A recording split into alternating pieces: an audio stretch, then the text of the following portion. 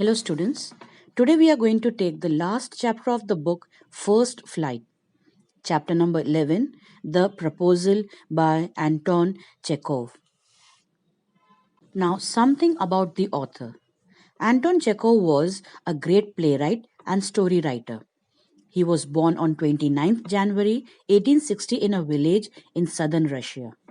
Chekhov was an established physician and he was considered to be amongst the greatest writers of short stories in the world. Chekhov once said, "Medicine is my lawful wife and literature is my mistress." His earliest plays were short farces, but soon developed his signature style, which is unique mix of comedy and tragedy. He wrote 17 plays and almost 600 short stories, and his plays are still staged worldwide. The Proposal, originally titled A Marriage Proposal, is a one act play, a farce. Now, what do you mean by farce? Farce is a humorous play that aims at entertaining the audience through situations that are highly exaggerated. And this play is all about the tendency of wealthy families to seek ties with other wealthy families to increase their estates by encouraging marriages that make good economic sense. There are three main characters in the play: Ivan Lomov, Stepan Chubukov, and his 25-year-old daughter Natalia. Lomov and Chubukov are wealthy landowners and also neighbors. All the three characters are quarrelsome and they quarrel over petty or small issues. The play revolves around Lomov's intended proposal to Chubukov's daughter Natalia. The play begins with Lomov paying a visit to Chubukov with a request. And Chubukov suspects that he wants to borrow money and is determined not to oblige him but calls Lomov an angel. When he learns that he has come to ask for the hand of his daughter in marriage, Chubukov is extremely happy. He embraces Lomov. He tells that it has been his long desire to see Lomov and Natalia married together. Chubukov assures Lomov that Natalia too will agree to this proposal. So here, Chubukov is quite practical and he knows that Lomov can be a good match for his daughter Natalia. Saying this, he goes in to call his daughter. Lomov trembles due to great excitement. He says that if he looks for an idle love, he would never get married. So, however, he feels that Natalia is a good housekeeper. She is beautiful and well educated, and he is already 35. So, he should lead a quiet and regular life. But now he has palpitation. He says that his heartbeat increases at this and his lips tremble. There is a twitch in his right eyebrow, and the worst thing is the way he sleeps. So, when he goes to sleep, something pulls up in the left side and it comes to his shoulder and head, and he jumps like a lunatic or a mad person. When Lomov meets Natalia, he is so nervous that he talks about himself and the land that he has inherited and how much he respects Natalia's father. He also tells her that his oxen meadows touch Natalia's birch woods.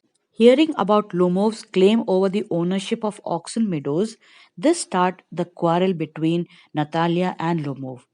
She says that oxen meadows are theirs, but Lomov is not ready to accept it. He gives a clarification and says his aunt's grandmother gave the free use of the meadows to the peasants of Chubukovs. In return, they were to make bricks for the Lomovs. But Natalia claims that the land expands to burnt marsh, hence oxen meadows belongs to them. And they had it for 300 years. Lomov is ready to present the necessary documents to prove his ownership over the meadows. Natalia threatens to send his movers to the meadows. Chubukovs come in and jumps into the quarrel and then takes the side of his daughter.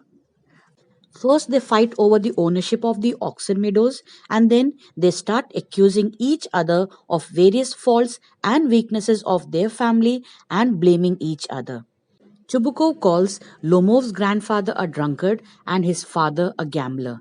And then he says that his younger aunt ran away with an architect. At this, Lomov calls Chubukov's mother humpbacked. Natalia then calls Lomov dishonest and mean. Chubukov calls Lomov a villain and a scarecrow. Chubukov then clarifies that by shouting, Lomov won't be able to prove the ownership, and he accuses Lomov of speaking disrespectfully. Lomov's palpitation quickens, his heart aches, and his feet becomes numb. So he is very angry and he wishes to leave the house as soon as possible. After Lomov's departure from the house, Natalia finds out that his intention to propose to her and blames her father for driving Lomov away. She asks Chubukov to bring him back so that she can apologize. She even threatens her father, saying that she will die if Lomov is not brought back. Chubukov gets upset with the daughter's behavior and even he goes to the extent of saying that it is a great burden to be a father of a grown up daughter. Lomov enters, but he has a palpitating heart. Natalia begs forgiveness and is willing to accept that the meadows belong to Lomov and says that she is interested in his proposal. Then they decide to change the topic, and soon the conversation shifts from meadows to their hunting dogs. Lomov tells Natalia that his dog Guz cost him 125 rubles. Natalia calls it too much as her father gave 85 rubles for his squeezer. And according to her, squeezer is better than his dog. Lomov differs in the opinion as he considers squeezer an overshot and a bad hunting dog. Natalia defends, saying that their squeezer is of the finest pedigree, and both Lomov and Natalia start fighting over their dogs. Lomov calls his Guz better, and Natalia calls hers better. Lomov's heart gets palpitation, and he says that his heart is aching and he cannot continue with this discussion. He is greatly agitated, but Natalia is not ready to stop. Hearing the verbal fight between Lomov and Natalia, Chubukov enters the room and he again takes Natalia's side and instead of pacifying them, suggests that Lomov should sit at home with this palpitation and give up hunting altogether. Lomov is excited and his palpitation starts rising. He falls down in the armchair and loses his consciousness. Natalia asks his father what had happened to Lomov. Lomov is not able to regain his consciousness. Chubukov asks what the matter is. Natalia says that Lomov is dead. At this, Chubukov is alarmed. He lifts a tumbler of water to Lomov's mouth. Lomov doesn't drink the water. He then threatens to cut his throat with a knife or shoot him with a pistol. He doesn't want to miss this opportunity. Slowly, Lomov regains consciousness. And then Chubukov asks him to hurry up and get married. He makes them embrace each other and blesses them a happy married life.